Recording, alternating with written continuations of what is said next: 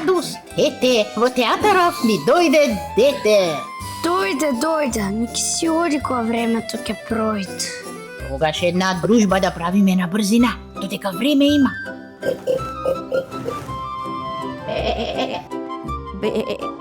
Време нема, волкот иде.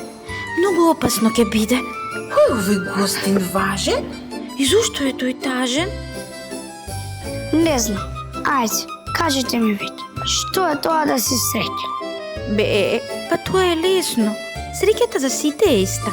Таа доаѓа кога јадеш детелина со 4 листа. Сакате да кажете дека треба да пасам за од тага да се спасам? И не само тоа, треба да вежбаш, да учиш, да не те мрзи. Да, да не те мрзи и да имаш нозе брзи. Среќа е волкот да не те фати и да не те јаде на рати. Ама чекајте, јас не можам да пасам детелина и мене волкот не ме лови. Кажете ми за среќата правила нови. Што? Од тебе волкот се плаши, не ти требаат совети наши.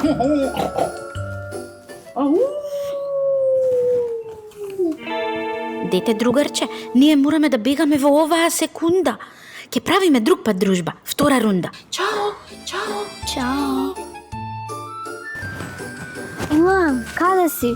Цел ден те барам. Заради тебе морав со наставничката да се карам. Зашто се случува такво нешто? Ти секогаш избегнуваш караници вешто. Наставничката рече дека за тебе се плаши. Видела во твоите очи тага, а јас си реков. Наставничке, тоа се фантазии ваши. Тоа е една голема лага.